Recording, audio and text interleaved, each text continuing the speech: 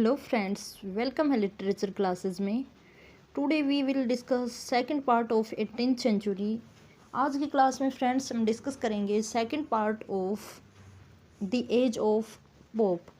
इससे पहले वाली क्लासेस में गाइज हम डिस्कस कर चुके हैं 52 क्वेश्चंस जो काफ़ी इंपॉर्टेंट एंड जो लेवल रखते हैं अपने आप में, जो काफ़ी इंपॉर्टेंट रहेंगे हमारे इंग्लिश लिटरेचर में जो स्क्रीनिंग एग्ज़ाम होगा उसके लिए। तो गाइज स्टार्ट करते हैं second part of 18th century literature. Let's से सबसे पहले हम देखते हैं 53rd question. Which of the following arrangement of Oliver Goldsmith work is correct in chronological sequence. यहाँ देखो गाइज जो क्वेश्चंस हैं हमारे DET+20 और जो हाई लेवल के क्वेश्चंस होते हैं उसमें जो टाइम कंज्यूमिंग क्वेश्चन होते हैं और साथ ही साथ वो जो हमारे कैंडिडेट होते हैं उसकी नॉलेज भी चेक करते हैं कि उन्होंने कितनी डीपली लिटरेचर को पढ़ रखा है। तो काफ़ी इंपॉर्टेंट है गाइज ये सीरीज हमारे लिए। तो कंटिन्यू रखेंगे इस सीरीज़ को जब तक हमारा लिटरेचर का स्क्रीनिंग एग्ज़ाम नहीं हो जाता PGT और TGT हरियाणा का। तो गाइज देखना, इसमें सीक्वेंस पूछा है ओलिवर गोल्डस्मिथ के वर्क का। तो यहाँ हम ओलिवर गोल्डस्मिथ की बात करते हैं तो उन्होंने काफ़ी अच्छे अच्छे वर्क लिखे हैं, जैसे विकार ऑफ वेकफील्ड, ठीक है, डेजर्टेड विलेज, या फिर हम बात करें स्टूप्स ऑफ कनक्योर। तो इस तरह के काफ़ी इंपॉर्टेंट इन्होंने वर्क लिखे हैं। तो यहाँ इनके सीक्वेंस की बात करते हैं तो 4th नंबर ऑप्शन बिल्कुल करेक्ट है, जिसमें हमारा पहला वर्क रहता है द विकार ऑफ वेकफील्ड। ठीक है, द विकार ऑफ वेकफील्ड है वो पब्लिश्ड हुआ था। उसकी अगर हम डिटेल में बात करते हैं तो 1766 में ये पब्लिश्ड हुआ था। फिर उसके बाद आता है इनका द गुड नेचर्ड मैन। ठीक है, तो गुड नेचर्ड जो मैन है वो पब्लिश्ड हुआ है 1768 में। और थर्ड की बात करते हैं द डेजर्टेड विलेज, तो ये पब्लिश हुआ है गाइज इनका 1778 में पब्लिश्ड हुआ है। This she stoops to conquer, this is most important work published in 1771 में ये पब्लिश्ड हुआ है। ठीक है गाइज, यहाँ हम देख लेते हैं गाइज, देखो ये ऑप्शन भी करेक्ट नहीं है, लेकिन गाइज जब हम अलग से सभी ऑप्शंस को देखते हैं तो यही बेस्ट रहता है जो ऑप्शन नंबर डी है, क्योंकि इस फर्स्ट की अगर हम बात करें तो सी स्टूप टू कनक्योर है वो लास्ट में आना चाहिए, लेकिन यहाँ स्टार्टिंग में है, तो ये बिल्कुल ही गलत है। विकार ऑफ वेकफील्ड ये ठीक है, लेकिन लास्ट में इनका दिया हुआ है द गुड नेचर्ड मैन, जो कि इन 2 वर्क से पहले पब्लिश हुआ है। इसी तरह द गुड नेचर्ड वूमेन है वो क्या आना चाहिए, फर्स्ट नंबर पे नहीं आना चाहिए, सेकंड नंबर पे होना चाहिए, तो ये भी गलत है। तो इसमें किसी न किसी को तो हम टिक करेंगे, तो इन दोनों में ही डाउट रहता है, तो इसलिए हम जो 4th नंबर का ऑप्शन नंबर डी है उसी को करेक्ट लेकर चलेंगे। Now second question is Beau Tibbs and the man in black are famous character appears in. अब कहता है कि ये 2 करेक्टर हैं Beau Tibbs and man in black जो पब्लिश हुए हैं किस वर्क में। तो यहाँ हम बात कर लेते हैं, तो ये ओलिवर गोल्डस्मिथ के जो वर्क रहता है the citizen of the world, इसमें ये 2 करेक्टर दिखाए गए हैं। और गाइज ये वर्क है वो किस फॉर्म में है, लेटर के फॉर्म में है, जो पब्लिश्ड हुए हैं 1760 से 61 तक ये पब्लिश्ड हुए हैं। हम साथ साथ में एक्सप्लेनेशन के साथ साथ ये क्वेश्चंस करेंगे जो काफ़ी इंपॉर्टेंट रहेंगे हमारे लिए। तो गाइज मेरे साथ बने रहिए, कंटिन्यू रखेंगे इस सीरीज़ को। Next question is Jonathan Swift in the 4th book of Gulliver's travel chastises whom for being creature of impulse without reason or common sense। अब कहता है कि इसमें चेस्टाइज होता है गाइज किसी को पकड़ना, ठीक है, तो किसने जो गुलिवर था उसको बिना किसी रीजन के पकड़ा था। ठीक है, उन्होंने हमने देखा था ना इस क्लास में, शायद आपने देख ली होगी, जो Gulliver's travel by Jonathan Swift, इसमें हमने देखा था ना गुलिवर को वे लोग पकड़ लेते हैं, बंदी बना लेते हैं। तो वो कौन थे जिन्होंने गुलिवर को क्या किया था, बंदी बनाया था, तो वे याहू थे। ठीक है, ये 4 पार्ट में ये डिवाइडेड है ये बुक, और याहू थे, उन्होंने गुलिवर को क्या किया था, बंदी बनाया था। In Jonathan Swift's Gulliver's Travel Gulliver's Travels the phrase Houyhnhnms refer to. अब कहता है कि जो होनिहियम्स है वो किस को रेफर्स करता है। तो गाइज इसकी अगर हम बात कर लेते हैं तो option number A he correct है, the horse endued with reason, कि ये लोग होते हैं ना, ये घोड़ों पे सवारी करते हैं, ठीक है। होनिनियम्स इसका जो मीनिंग बताया है इन्होंने, जो होनिहियम्स है ये इसका मीनिंग बताया है, the horse endued with reason, ठीक है।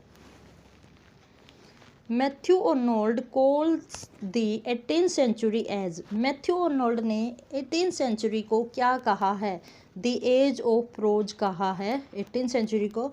क्यों कहा गाइज, क्योंकि इसमें सबसे ज़्यादा जो वर्क थे वो हम बात कर लेते हैं तो नॉवेल्स लिखे गए हैं, साथ ही साथ इसमें जो इसकी करैक्टरिस्टिक्स की बात करते हैं तो यहाँ जो वर्क हुए हैं उनमें सैटायर वगैरह या फिर मॉडर्निज्म या फिर हम कहें जो आर्टिफिशियलिटी को शो किया गया है। और मैथ्यू अर्नोल्ड ने इसको क्या कहा है, द एज ऑफ प्रोज कहा है। Now next is which of the followings Sheridan's first play, यहाँ कहा है कि शेरिडन का फर्स्ट प्ले कौन सा है, तो द राइवल्स है वो शेरिडन का फर्स्ट प्ले माना गया है, the rivals. Now next is Mrs. Malaprop, an immortal character noted for her aptitude for misapplying long words, appears in Sheridan's। अब कहता है कि मिसिज मालाप्रोप है वो एक इमोर्टल करेक्टर है जिसने लंबे लंबे क्या कहा मिस अप्लाइंग वर्ड को यूज किया है, तो वो शेरिडन के किस प्ले में है। तो यहाँ हम बात कर लेते हैं तो जो इनका प्ले रहता है द राइवल्स, उसी में ये लेडी करेक्टर शो किया गया है। Now next is Sir Fretful Plagiary, a caricature of Richard Cumberland is a famous character appear in. अब कहता है कि ये सर फ्रेडफुल प्लेगरी है वो किस वर्क में अपीयर होता है। ये भी एक गाइज करेक्टर है क्योंकि करेक्टर से काफ़ी क्वेश्चंस पूछे जाते हैं, मैं आपको बार बार कहती हूँ। तो यहाँ कैरिकेचर होता है वो होता है कार्टूनिस्ट, जो कार्टून बनाता है, ये वर्ड पहले भी आया था। तो ये किस वर्क से लिया गया है, तो ये शेरिडन का एक वर्क है गाइज, द क्रिटिक से ये लिया गया है। सारे क्वेश्चन काफ़ी इंपॉर्टेंट हैं और काफ़ी हाई लेवल के हैं जो काफ़ी आने की संभावना रखते हैं। Now next is who published A journal of plague year historical fiction, किसने अपने एक प्लेग ईयर जर्नल को पब्लिश करवाया था। तो गाइज यहाँ हम बात करते हैं तो डैनियल डफे है वो काफ़ी इंपॉर्टेंट हमारे राइटर रहते हैं जिन्होंने प्लेग ईयर को पब्लिश करवाया था। Now next is Life of Johnson 1791, a biography is written by. अब कहता है कि लाइफ ऑफ जॉनसन ने भी बायोग्राफी लिखी है काफ़ी पोइट्स और राइटर्स की, जिसमें 52 पोइट्स और राइटर्स हैं। तो अब कहता है कि लाइफ ऑफ जॉनसन है वो किसने लिखी है, तो यहाँ हम बात करते हैं तो जेम्स बॉसवेल है, उन्होंने ही जो मिस्टर जॉनसन है उनकी बायोग्राफी को रोट किया है। Now next is doctor Johnson his first poem London in, doctor Johnson ने फर्स्ट पोइम लंदन किस फॉर्म में लिखी है। तो गाइज इसकी अगर हम बात करते हैं तो ये हीरोइक कैपलेट में लिखा है। यहाँ हम बात करते हैं हीरोइक कैपलेट को क्वाइन किसने किया है, तो जेफरी चौसर ने हीरोइक कैपलेट को क्वाइन किया है, जिसमें क्या होता है 2 लाइन्स और हीरोइक फॉर्म में वो लिखा जाता है। Now next is doctor Johnson claim to be called a first rate writer rest on his. अब कहता है कि डॉक्टर जॉनसन को फर्स्ट रेट राइटर बोला जाता है, छोड़ के भाई इस फॉर्म को छोड़ के बाकी सब में फर्स्ट रेट राइटर बोला जाता है। तो वो फॉर्म कौन सी है, तो वो है गाइज एपिक्स, क्योंकि डॉक्टर जॉनसन ने कोई भी एपिक नहीं लिखा है, बाकी काफ़ी सारे वर्क लिखे हैं। तो इसी को छोड़कर इन्होंने क्या लिखे हैं, काफ़ी इनको क्या माना जाता है, फर्स्ट रेट राइटर माना जाता है। नाउ नेक्स्ट इज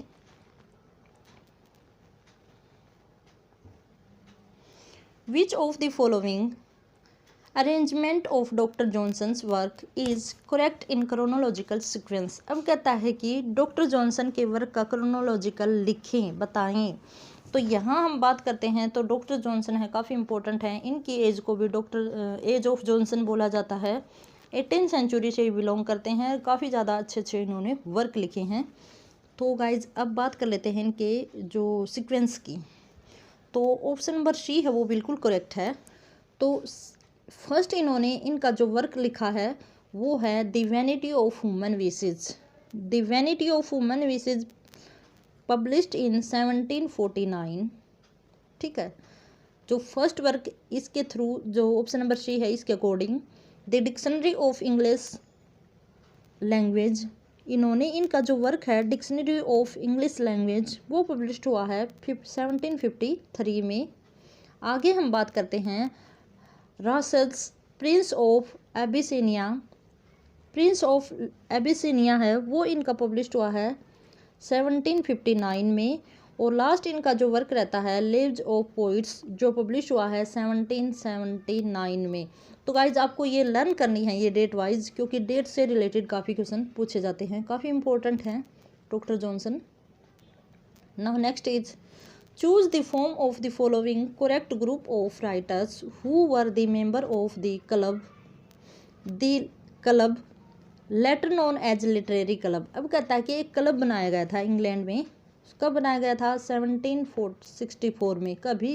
कभी कभार ये भी पूछ लिया जाता है कि विच ईयर, कि कौन से ईयर में ये क्लब है वो फाउंड किया गया था। तो 1764 में ये क्लब बनाया गया था जो लिटरेरी स्कॉलर से लेकर बनाया गया था। तो अब पूछता है इसके मेंबर कौन कौन है। तो गाइज इसके मेंबर्स की अगर हम बात कर लेते हैं तो इनके जो मेंबर है वो आएंगे हमारे ऑप्शन नंबर बी में doctor Samuel Johnson, sir Joshua Reynold, Edmund Burke and Oliver Goldsmith. Club से भी काफ़ी क्वेश्चंस पूछे जाते हैं जो 18th सेंचुरी में काफ़ी सारे क्लब्स बने हैं। ठीक है गाइज, तो पहले वाली क्लासेज को भी आप देख लीजिए। अगर आप इस सीरीज को भी कंप्लीट कर लेते हो तो आपका लिटरेचर ऑलमोस्ट कवर हो जाएगा। ठीक है, आगे चलते हैं 67th क्वेश्चन पे। The castle of indolence a poem in Spenserian stanzas is written by. अब कहता है कि द काजल ऑफ इंडोलेंस एक पोइम है जो स्पेन सीरियन स्टेंजा में लिखी गई है। तो ये पोइम किसने लिखी है भाई? तो ये लिखी है जेम्स टॉमसन ने। जेम्स टॉमसन ने इस पोइम को रोट किया है। आगे चलते हैं नेक्स्ट क्वेश्चन के ऊपर।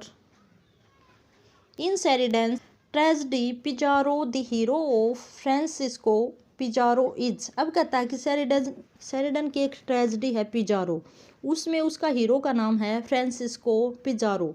तो वो क्या है, मतलब उस ड्रामा में उस ट्रेजेडी में वो क्या रोल प्ले करता है, किसका रोल प्ले करता है। तो गाइज इसका जो करेक्ट आंसर होगा वो होगा first option the Spanish conqueror of Peru. ठीक है, इसको प्रेजेंट करता है ये। आगे चलते हैं। Decline and fall of the Roman Empire is written by. अब कहता है कि जो रोमन एम्पायर है उसका डिक्लाइन और फॉल है वो किसने लिखा, ये बुक का नाम है। तो ये बुक किसने लिखी? तो इसकी अगर हम बात करते हैं तो एडवर्ड गिवन ने इस बुक को लिखा है। आगे चलते हैं। Which of the following arrangements of poems is correct in chronological sequence. अब कहता है कि ये पोइम्स दी गई हैं, इनका क्रोनोलॉजिकल सीक्वेंस बताना है कि करेक्ट क्रोनोलॉजिकल सीक्वेंस कौन सा है। तो इसकी अगर हम बात कर रहे हैं तो ऑप्शन नंबर बी में देखते हैं guys, an epistle to Curio. ये गाइज वर्क है जो पब्लिश हुआ है, एक पोइम है 1744 में। आगे हम चलते हैं। Elegy written in a country churchyard. Thomas Gray की ये पोइम रहती है जो पब्लिश हुई है 1751 में। उससे आगे चलते हैं। A song to David. A song to David written by Christopher Smart in 1763 में राइट की गई है। काफ़ी इंपॉर्टेंट है गाइज, आपको इसी तरह इनके वर्क के साथ साथ डेट को भी लर्न करना है। आगे चलते हैं। Whose character is said to have caricatured by Tobias Smollett in Peregrine Pickle. ये टोबियस मोल्टी है, ये 1 of 4 wheel in English literature माने जाते हैं नोवेल के। तो काफ़ी इंपॉर्टेंट है ये टोबियस मोल्ट। इसके ऊपर भी हम इनकी बायोग्राफी के साथ इनके इम्पोर्टेंट वर्क को डिस्कस करेंगे गाइज, क्योंकि ये व्हील माने जाते हैं नोवेल के। तो गाइज इसमें पूछा है कि हुज करेक्टर इज, अब ये कहा है कि किसका करेक्टर है, उसको कैरिकेचर माना है टोबियस ने। ठीक है, तो यहाँ हम बात कर लेते हैं 71 क्वेश्चन का। तो इसका आंसर होगा मार्क अकेनसाइड। मार्क अकेनसाइड का एक करेक्टर है जिसको टोबियस मोल्टी ने प्रेग्राइन पिकल में बताया है, एक कैरिकेचर के रूप में शो किया है। Now next is glorious the sun in mid career, glorious the assembled fires appear, glorious the comet train.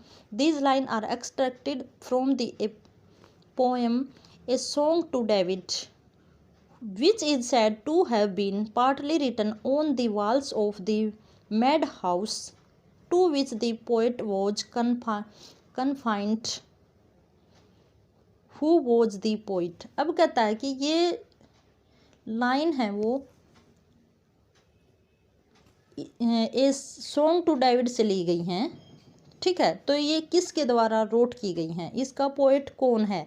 तो इसके पोइट की अगर हम बात करते हैं गाइज, तो इसका पोइट है क्रिस्टोफर स्मार्ट। ठीक है, ये पहले भी आया था ना ए सॉन्ग टू डेविड, तो ये पोइम हमने जस्ट 1-2 क्वेश्चन पहले ही की है, क्रिस्टोफर स्मार्ट की रहती है।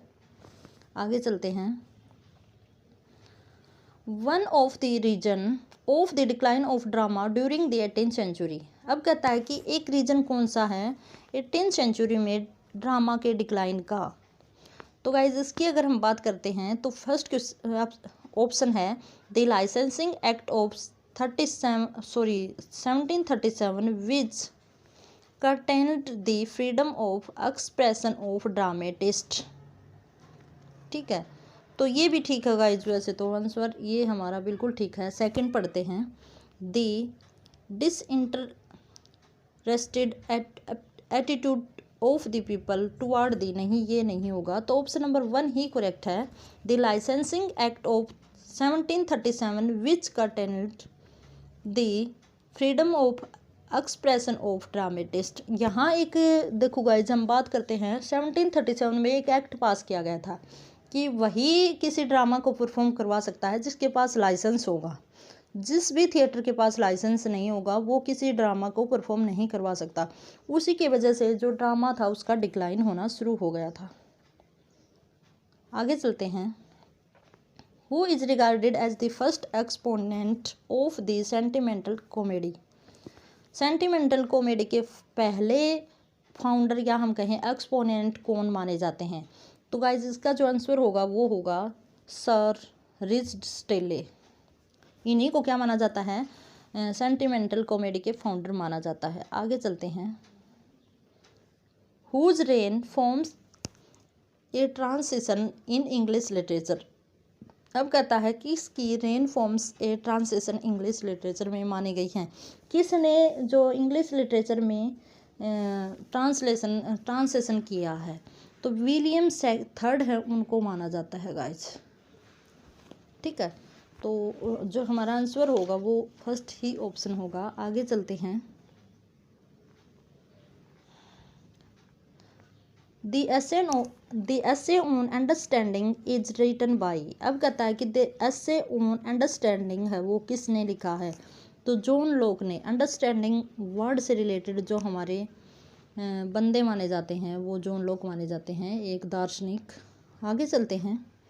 Jeremy Collier is chiefly remembered for his short view of the mortality and profaneness of English stage 1698 in which of particularly attacked. अब कहता है कि जो जेरेमी कोलियर हैं उन्होंने अटैक किया है, सटायर किया है, या फिर हम कहें जैसे कटाक्ष किया है अपने एक वर्क में short view of the immortality में, तो वो किसको किया है?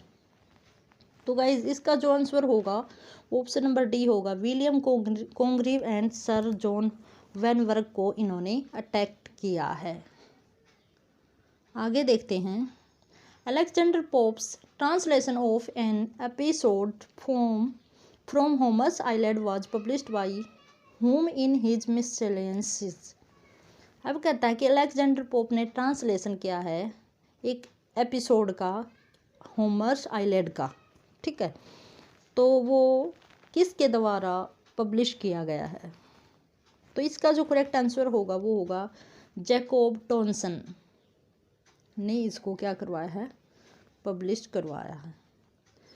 As a formal name Tory was superseded by which term introduced by John Wilson Croker. अब कहता है कि पहले जो पार्टी थी टोरी नाम था, जैसे विग और टोरी था, तो इसको बाद में किसने दूसरे नाम से पब्लिश करवाया है? जॉन विल्सन ने इसको पब्लिश करवाया है। तो वो नाम क्या था टोरी का? आगे चलकर किस नाम से जो नाम है वो प्रचलित हुआ? तो वो था रिपब्लिकन, ठीक है। टोरी का आगे चल कर नाम क्या हो गया? Republican party. आगे चलते हैं। In about 1679 which of the following terms was applied to the exclusionists who opposed the succession of James second to the crown. अब कहता है कि जो जेम्स सेकंड का अपोज किया है गाइज, ठीक है, और ये इन्होंने किस पार्टी के रूप में, उसका क्या नाम रखा, उस टर्म का क्या नाम रखा है जिसने जेम्स सेकंड के सक्सेशन को अपोज किया है? तो गाइज इसका जो नाम रखा गया है वो विग, टोरी और विग पार्टी थी जिसने जेम्स सेकंड को अपोज किया था। आगे चलते हैं। Classical poetry viewed as a wall is. Classical poetry थी, उसमें क्या है, उसका जो थीम है वो क्या रहा है? तो ऑप्शन नंबर सी है रैशनल इन इट्स इंस्पिरेशन। इसमें क्या था गाइज, जो इंस्पिरेशन होती थी ना उसी से चलकर आगे वर्क लिखे गए। जैसे हमारे क्लासिकल जो पोइट ऑथर हुए हैं उन्हीं के बेस के ऊपर आगे वर्क हैं वो लिखे गए हैं। आगे चलते हैं। Alexander Pope published posthumously the work of which of the following poet। अब कहता है कि किस पोइट का वर्क अलेक्जेंडर पोप के द्वारा पोस्थुमसली पब्लिश करवाया गया था? तो गाइज इसकी अगर हम बात करते हैं तो ऑप्शन नंबर जो हमारा ए है वो बिल्कुल करेक्ट है, टॉमस पार्नेल का वर्क इन्होंने पोस्थुमसली पब्लिश करवाया है। Colin and Lucy was declared by the Thomas Gray and Oliver Goldsmith to be one of the best ballads in English language. Who was the poet? अब कहता है कि Colin and Lucy है वो Oliver Goldsmith और Thomas grey के द्वारा बहुत अच्छी बैलेड मानी गई है इंग्लिश लैंग्वेज में। तो ये कोलिन और लूसी है वो किसने लिखी है ये बैलेड? तो गाइज इसकी अगर हम बात करते हैं तो टॉमस टिकेल ने इसको लिखा है, ठीक है, और इसको काफ़ी अच्छा माना है ओलिवर गोल्डस्मिथ और टॉमस ग्रे ने। आगे चलते हैं। Tony Lumpkin a famous character appears in. अब कहता है कि टॉमी लम्पकिन है वो किस वर्क में अपीयर्ड होता है? तो कैरेक्टर से रिलेटेड ये क्वेश्चन है गाइज। इसका अगर हम आंसर की बात करें तो रिचर्ड स्टीले का टेंडर हस्बैंड से ये लिया गया है। नेक्स्ट क्वेश्चन है tender husband is most important work by Richardson. In which of the following play the playwright contrasts twin brothers Joseph Surface the hypocritic and Charles Surface the good-natured reckless spendthrift। अब कहता है कि जो ये play लिखे गए हैं इसमें दो ब्रदर्स को दिखाया गया है जो विपरीत नेचर के हैं। तो वो प्ले कौन सा है और किसने उस प्ले को रोट किया है? तो इसकी अगर हम बात कर लेते हैं तो ऑप्शन नंबर बी है R.B. शेरिडा ने ये प्ले लिखा है द स्कूल फॉर स्कैंडल। इसमें टू कैरेक्टर्स को दिखाया गया है, जोसेफ सरफेस और चार्ल्स सरफेस को दिखाया गया है। यहाँ आपको कैरेक्टर भी लर्न होने चाहिए। Who amongst the following was made poet laureate in 1730 was firstly attacked in consequence by other writer. अब कहता है कि 1730 में पोइट लॉरिएट बनाए गए हैं जिसको काफ़ी ज़्यादा राइटर हैं उन्होंने क्या किया है, गलत बताया है, उनके ऊपर अटैक किया है। तो वो कौन थे जिन्हें पोइट लॉरिएट बनाया गया है? तो इसकी अगर हम बात करें तो कोलिक सीवर हैं, उनको पोइट लॉरिएट बनाया गया है 1730 में। आगे चलते हैं। विच ऑफ द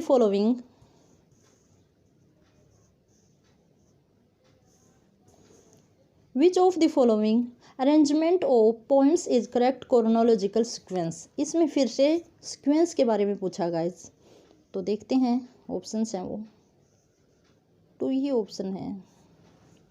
तो गाइस इसकी अगर हम बात करें तो ऑप्शन नंबर बी बिल्कुल करेक्ट है।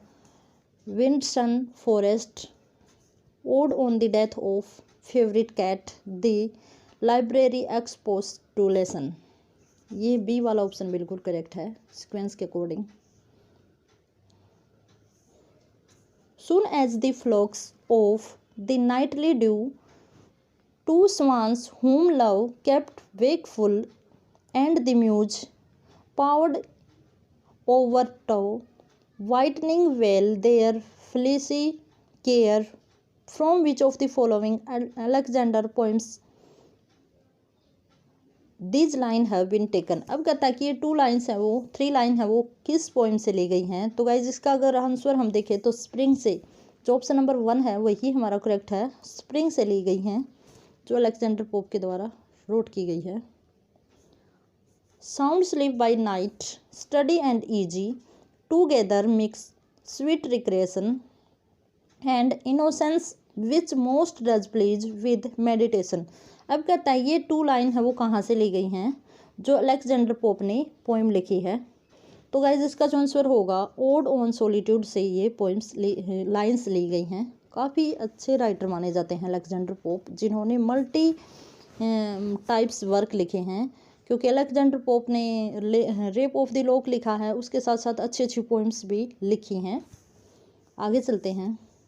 The gentle shepherd a pastoral drama appeared in 1725 was written by. अब कहता है कि द जेंटल शेफर्ड है वो किसने लिखा है। तो इसका जो करेक्ट आंसर होगा वो अल्लाह रामसे ने इसको लिखा है। ये भी नए हमारे राइटर माने गए हैं। देखो मैंने तो इसको अभी फेस किया है, अल्लाह रामसे। तो इसके ऊपर भी हम अच्छे से इनकी बायोग्राफी के साथ इनके वर्क को डिस्कस करेंगे। Who is principally remembered on account of a quarrel between him and Alexander Pope about the relative merits of their pastorals. अब कहता है कि अलेक्जेंडर पोप और कौन से ऐसे राइटर थे जिनके बीच में पास्टोरल जो पोइट्री थी उसको लेकर क्वेल रहा है। तो अलेक्जेंडर के साथ दूसरा जो राइटर आता है वो है एम्ब्रोस फिलिप्स। इन दोनों के बीच में कन्फ्लिक्ट रही है पास्टोरल पोइट्री को लेकर।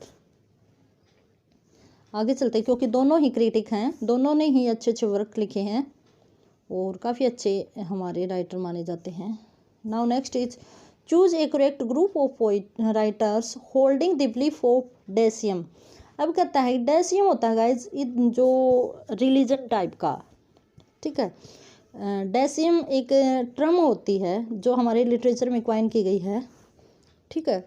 और जिसमें क्या माना गया है कि द रिलीजन ऑफ नेचर माना गया है। इसका जो अगर मीनिंग लेते हैं तो रिलीजन ऑफ नेचर माना गया है। तो कौन कौन से राइटर ऐसे थे जो इस रिलीजन में विश्वास करते हैं, इसमें डेसियम में विश्वास करते हैं। तो इसका जो आंसर होगा करेक्ट वो होगा ऑप्शन नंबर ए ही। John Toland, Matthew Tindal, Thomas Chubb, Anthony Collins, ये चारों ही इसको मानने वाले हैं, ठीक है। आगे चलते हैं। Which pair of writer is considered to be the opponent of Decius. अब देखो वो तो इसमें विश्वास करने वाले थे और ये हैं इसके अपोजिट। तो ये कौन कौन से हैं, तो अगर इनकी हम बात करते हैं तो ऑप्शन नंबर सी है वो बिल्कुल करेक्ट है। सैमुअल क्लार्क और विलियम वर्बर्टन, ये दोनों ही इसके अपोज में हैं। Next question is which of the following arrangement of periodical is correct in chronological sequence. अब कहता है कि इसमें हमें सीक्वेंस बताना है, ये हमारे जोनल्स हुए हैं, ठीक है, या फिर हम कहें लेटर्स हुए हैं जो पीरियोडिकल है, ठीक है। सीक्वेंस में बताना है, जैसे हमने देखा कि टैटलर है, रैम्बलर है, स्पेक्टेटर है, इडलर है, तो इनको सीक्वेंस में बताना है। तो यहाँ हम बात कर लेते हैं। देखो गाइज, सबसे पहले अगर हम बात करते हैं तो हमारा जो टेटलर है वो पब्लिश हुआ है 1709 में, टेटलर पब्लिश हुआ है। तो यहाँ हम देखते हैं जो टेटलर है वो बी ऑप्शन में है। फिर उसके बाद अगर हम चलते हैं तो सेकंड नंबर पे हमारा अगर हम बात करें तो पब्लिश हुआ है स्पेक्टेटर। स्पेक्टेटर की अगर हम बात करें तो 1828 में ये पब्लिश हुआ है। ठीक है, तो ये गाइस सीक्वेंस नहीं बनता बी नंबर का। हाँ, ये बिल्कुल ठीक है। 1709 में टेटलर पब्लिश हुआ था। फिर उसके बाद अगर हम बात करें तो रैम्बलर बिल्कुल ठीक है, 1750 में पब्लिश हुआ था। 1709 1750 आप ऐसे ही याद रखना। थर्ड नंबर पे अगर हम बात करें तो हमारा इडलर है। ठीक है, वो पब्लिश हुआ है 1761 में। और फोर्थ नंबर पे हमारा स्पेक्टेटर जो 1828 में पब्लिश हुआ है। तो ये आपको लर्न करना है ऐसे। और वैसे ही इनमें कोई भी ऑप्शन करेक्ट नहीं है, लेकिन आपको याद रखना है कि कौन सा कब पब्लिश हुआ था। आगे चलते हैं। Which of the following is one of the longest English novel ever written. अब कहता है कि कौन सा नॉवल ऐसा है जो आज तक लिखे गए नॉवल में सबसे लॉन्गेस्ट माना गया है। तो यहाँ हम बात करें तो जो क्लैरिसा हार्लो है वो नॉवल है जो सबसे लंबा माना गया है। ठीक है गाइज, ये क्वेश्चन काफ़ी इम्पोर्टेंट है। और ये किसके द्वारा राइट किया गया है अगर हम इसकी बात कर लेते हैं तो सैमुअल रिचर्डसन के द्वारा ये राइट किया गया है। Samuel Richardson. ठीक है, तो कब लिखा गया है यहाँ हम देखते हैं तो 1748 में ये राइट किया गया है। तो वन ऑफ दी नहीं, longest novel in English literature माना गया है क्लैरिसा हार्लो। ये थोड़े से क्लियर नहीं है गाइज, बट समझ में आ रहे हैं। Now next is the resurrection of Jesus exclaimed by moral philosopher. 1744 a controversial work is authored by. अब कहता है कि ये the resurrection of Jesus exclaimed by moral philosopher के द्वारा ये वर्क लिखा गया है, जो एक कंट्रोवर्शियल एक वर्क रहा है। ठीक है, तो ये किसने लिखा है, किसने इसको ऑथोराइड किया है। तो इसकी अगर हम बात करें तो ये पीटर एनिट ने इसको ऑथोराइड किया है। आगे देखते हैं।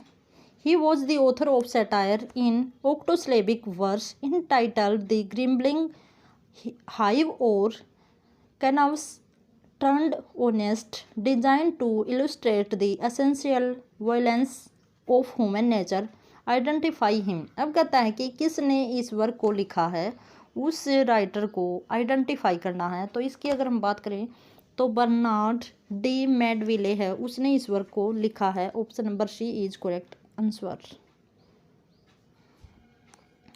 Jonathan Swift wrote a collection of letters in which he jots down familiarly the story of his life for the girl to whom he attached by an affection that his remained rather mysterious. Choose a correct alternative from the following. अब कहता है कि एक work लिखा है Jonathan Swift ने, जिसमें उसने अपने बायोग्राफिकल हम एलिमेंट मान सकते हैं कि उन्होंने उसी तरह का वर्क लिखा है जो उसके लाइफ से रिलेटेड एक इंसिडेंट था। ठीक है, तो वो वर्क कौन सा है। उसमें एक गर्ल के बारे में एक वर्क लिखा है जो उसके लाइफ से भी रिलेट करती है। तो वो वर्क कौन सा है। तो ऑप्शन नंबर 1 है वो करेक्ट है, जोनल टू स्टेला। ये वर्क है उसकी लाइफ से रिलेटेड, एक लड़की थी, उसके ऊपर बेस माना जा सकता है। आगे चलते हैं। लास्ट क्वेश्चन है हमारी इस सीरीज का। The Spectator discussed moral and social questions whereas the Tatler discuss. अब कहता है कि स्पेक्टेटर है रिचर्डसन का, उसमें किस किस आइडियाज़ को लेकर उसके ऊपर डिस्कस किया गया है। ठीक है, तो उसमें हमें बताना है कि कौन कौन से इशू हैं उनको डिस्कस किया गया है। तो इसकी अगर हम बात करें तो ऑप्शन नंबर 1 है वो बिल्कुल करेक्ट है, the gossip news literary essays. ठीक है, इस तरह के क्वेश्चंस हैं, मोरल और सोशल कॉर्नर से ये आइडियाज़ लिए गए हैं। तो ये गाइज हमारे 100 क्वेश्चन हैं जो 18th सेंचुरी से बिलोंग करते हैं। काफ़ी इंपॉर्टेंट है, अगर आप ये भी कर लेते हो तो काफ़ी ज़्यादा आप ये समझो कि आपने मोस्टली क्वेश्चंस को कवर कर लिया है। ठीक है गाइज, और इसी के साथ have a good day and best of luck.